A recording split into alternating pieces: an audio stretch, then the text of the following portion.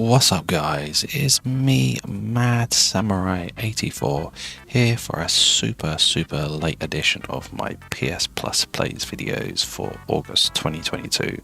I've been travelling a lot, so I haven't really been able to do what I want to do or do it the way I want to do. I was in one place thousands of miles away. It was very hard, and now I've moved back and I'm trying to get sorted so I can kind of get in some sort of rhythm and all that stuff. But anyway, we got a new month, we got 3 new games to play. I'm not going to be doing it like the normal way I do it, where I like to just play like an hour or so of the game and just talk about what I like and don't like, and then give a final thoughts on the game. I've just been playing through the game like willy-nilly here and there, and I'm just going to give an overall kind of thoughts in one video of all 3. But anyway, please like and subscribe to the channel, and let's start off the video. Now, our first title for August is Little Nightmares. This came out in April 2017. It's like a puzzle platformer horror adventure game. I have played it before. I do own a physical copy. I previously covered this on a Gaming with Gold video a while back, maybe about 2 years ago.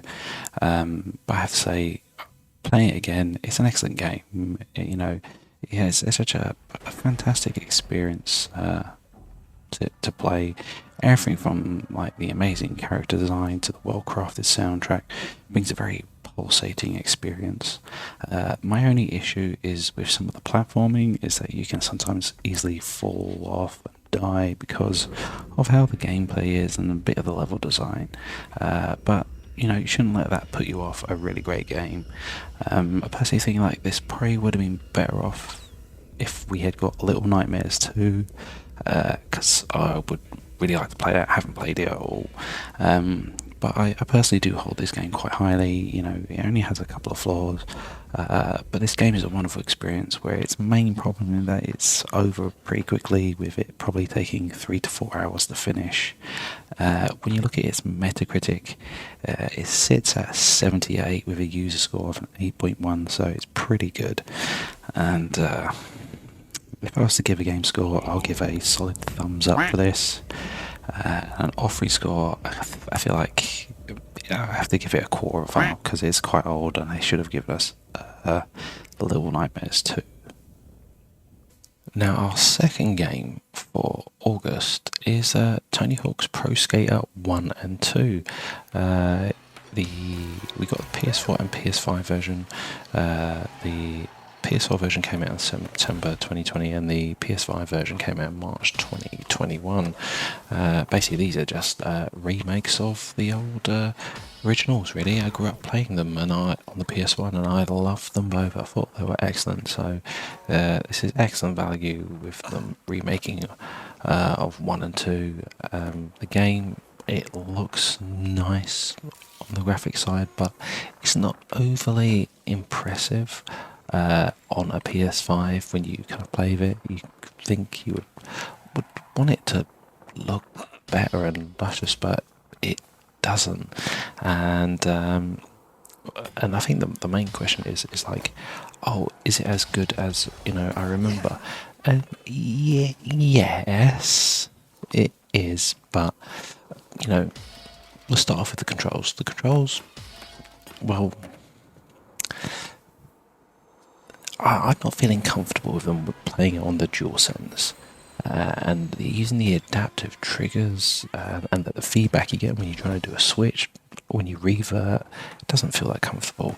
And I have this like feeling that the controls were better on the original than in the remake. It just, something feels off. It's nice to see the classic roster of the skaters back in this game, all updated with how they are now, and it's also got some fresh newer skaters in there.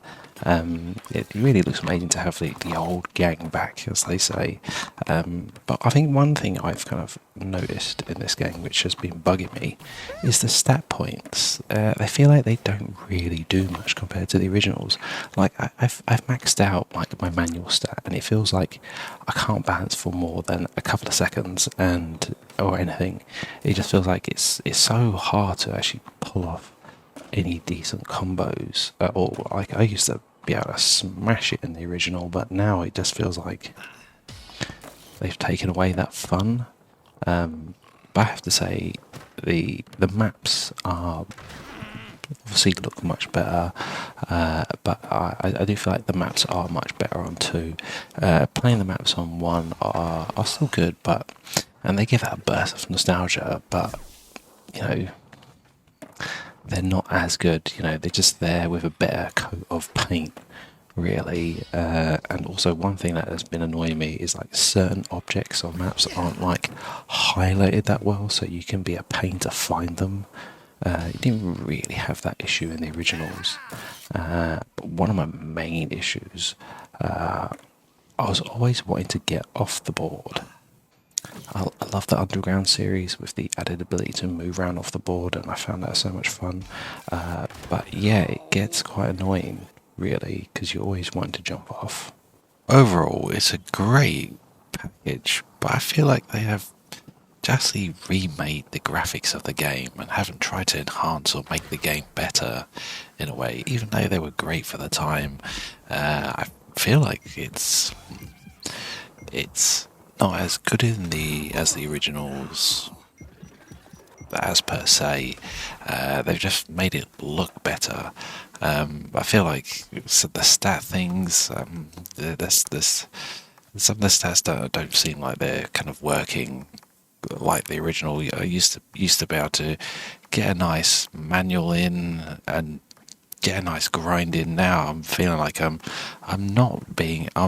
feel like I'm not going to be able to smash those like million point combos at all. But yeah, it's just a bit odd, and the controls, I'm not sure. They are good, but there's something seems a little bit off. But it's still a nice game to play.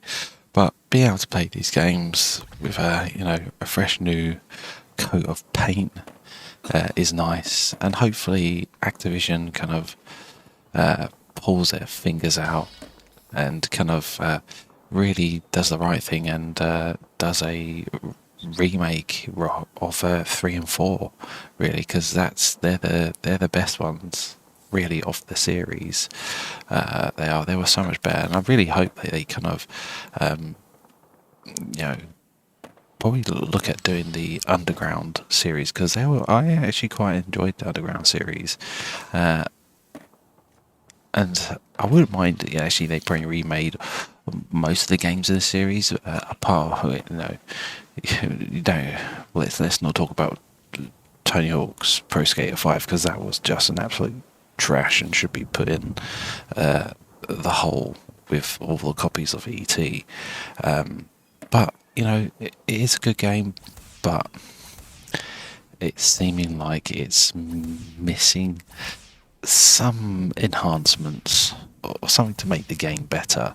But when you look at its Metacritic on the PS4, it says 89, and it's got a user score of 8.7.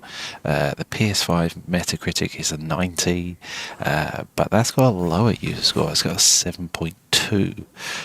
So yeah, some of the users weren't happy with the PS5 version compared to the PS4 version. So if I was to give the game scores, I'm going to give a game score of a 3/4 thumb up. I was going to give it a 4 thumb up, but after playing it, I originally gave it a 1 thumb up, but then I kind of playing it a bit more afterwards, and then I've kind of like decided no, it's a 3/4 thumb up. It is still really good, but I feel like it hasn't been made better. I think it's been made to play slightly not as good, not worse, but just not as good. So a 3/4 of a thumb up for the game score. And now, as an offering score, it's a full thumb up for the offering score. I think it's a great offering, considering it's barely from the original PS4 launch. It was under 2 years old. The PS5 version is a year and a half old, so it's a pretty damn good offering. So it's a full thumb score up for that. Now on to our final game for August's PS Plus plays.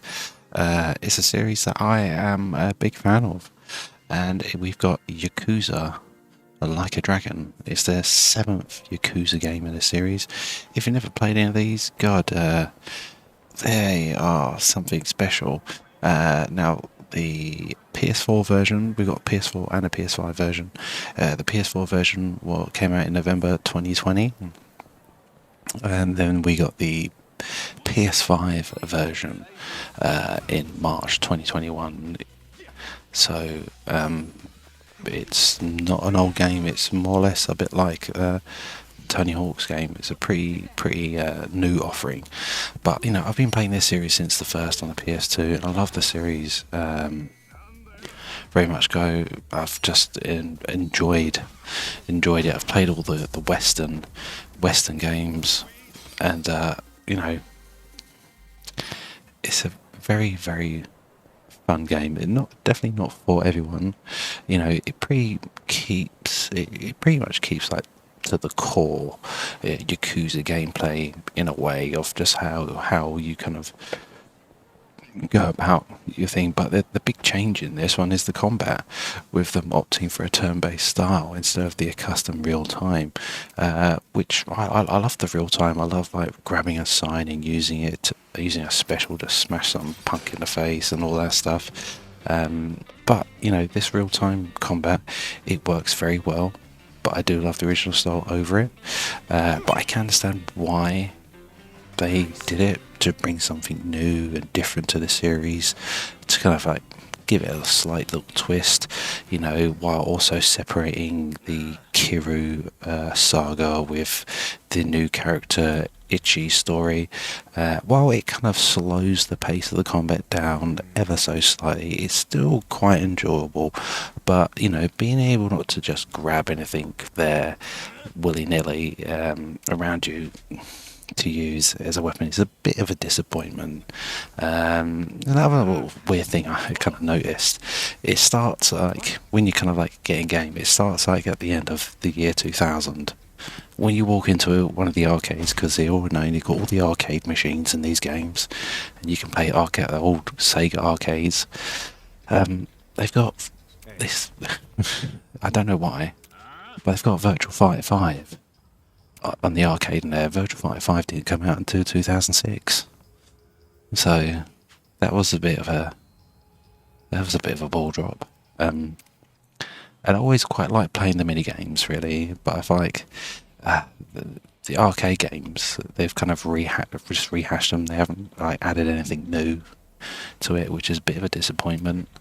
Another thing I've noticed, which was a little bit disappointment early on, I haven't noticed it as I've gone a little bit further on, there's a lot of graphical tears in the kind of early cutscenes on the PS5 version. I'm not sure about the PS4, but I noticed quite a bit of kind of little graphical tearing in certain cutscenes.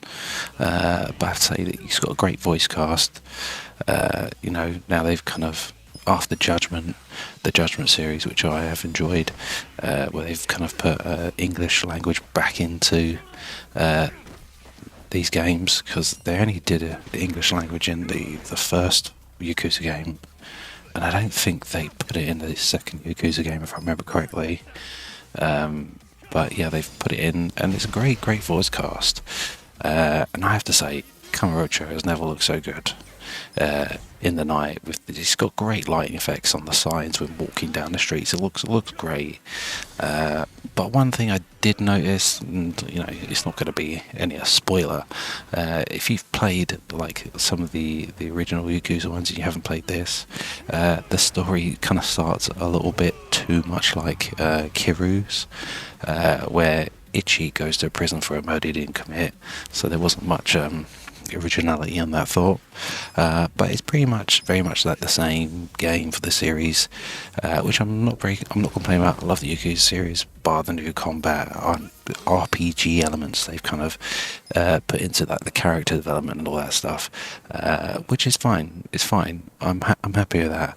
But some of the most important part of these games is all about the side stories, with some of them being like apps, like normal stuff. People do this, do that, but you've got some absolute odd, but also quite fun in their own way stories. It's something you have to play to really kind of appreciate, I say. But yeah, it's a nice addition with the new combat system, and also having a party. So it's not just you. You kind of find people to join your party. So you're not just controlling the one character. You've got multiple characters that you're controlling in combat, which is good. But one thing it's been missing for a while. I missed the bowling mini games. The bowling mini game was a really good bowling game, and I really miss that. And I don't know why they haven't. I can't remember the last time. For some reason, I think it might be in Yakuza 3, where bowling was last in the game, and they've taken it out. And I don't know why. It seems a bit silly, but I like the bowling. But yeah. It controls very well. It looks very, very nice. It's a very familiar territory for me, bar a little bit of change here and there. So it's a very similar experience with a slight, or rather, should I say, big change, which is a good change for the series. I think it's probably good because it probably brings other people in to really enjoy it. But I don't think it's a leap for the series, and probably for me personally, if I was like, oh yeah, of like where would this sit in like your favourite Yakuza games, I would probably put it, so far from what I've played for it, I've played a couple of chapters, I would probably put it like high mid table. Really, it's not the best one, but it's not the worst one. It's a very good one. But I don't think they've added enough scope to it. I feel like they should have probably really kind of opened it up a bit more, made it a little bit more open world. They've added Yokohama in. I don't think we've been to Yokohama before in this series, so that's a new area for us. And the Yokohama map actually looks pretty big. I haven't explored it all, but it seems quite big. But I really would like to see the devs like for something in the series, probably to explore something in like the 50s and 70s area for like the Yakuza series. That would be actually quite interesting. And also, I do own physical versions of them, but they're the Japanese ones. They were like the samurai games. They had one on PS3 and there was one on PS4. I've got them. I really want to play them, but they were never localized, never brought over. And also, I would love them to do a localized version of the PSP only Yakuza game. That would be super interesting. I would be so up for that. And also, I want a goddamn Kiwami version of Yakuza Dead Souls. That would be on point. Really want that. But when you look at this game's Metacritic, it sits at an 84 on PS4 with a user score of 8.1 and a 86 on PS5 with a user score of an 8.2. So it scores very well. It's up there. It's a very well praised game, and it was, and a lot of people didn't really hear anything bad about it. I haven't played it because I haven't played Yakuza 6 yet, and I've been wanting to replay them all so I can replay 6 and play the ending of the Kiryu saga before I started it. But it is what it is. But if I have to give this a game score, I think there's only one score to give it, and that's a full thumbs up. I think, for me personally, because I think it's a great game. It's a great series. I really enjoy it.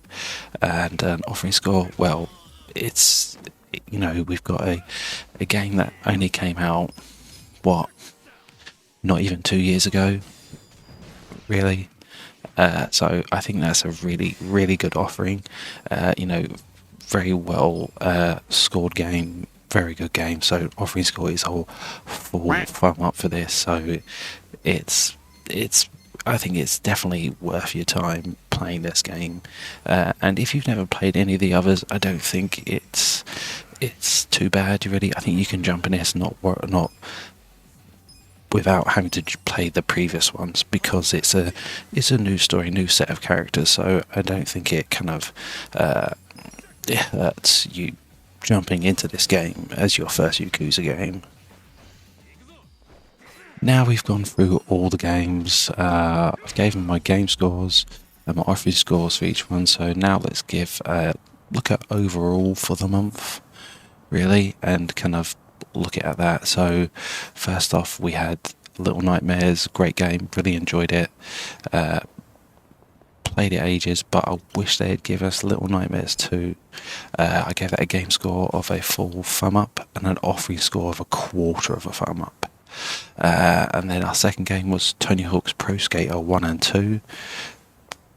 Great what they've done. They've remade the classic original PS1 games, but it was lacking some innovation and seemed like they had changed things not for the better in certain ways. For me personally, I gave that a game score of a 3/4 of a thumb up, but an offering score of a full thumb up. And then to cap off the month, we had Yakuza Like a Dragon, or Yakuza 7, depending on what you want to say. Excellent game, not the best in the series for me personally, but I feel like it's a top tier game, and it's definitely worth your time. Game score full thumb up, offering score full thumb up. So really good games. But if we had to give a score overall for the score of August, I think the overall game score for August would be a full thumb up, and a overall score for my offering score for August would be a 3/4 of a thumb up. I feel like Little Nightmares did let it down. It's a great game, but I don't feel like it was probably the right game to give us. They should have given us Little Nightmares 2. That would have been a much better offering. With it, I'm not sure if it's a better game than the first one, because I haven't played it. I haven't really seen much of it, but it would have been a better offering to me personally. But anyway, that is all the games for August 2022. I'm going to try to get this out before September's games come out, and now I'm trying to get myself sorted so I can do get my videos out a bit quicker. Trying to start some platinum trophy playthroughs, guide type things. I'm going to try and work on that soon, so hopefully in September I can have a few more videos than just the 1 or 2 videos coming up. I'm going to try spend a bit more time getting on with a bit of content. So anyway, until next time guys, please like and subscribe to the channel, and I shall see you soon. Take care, goodbye.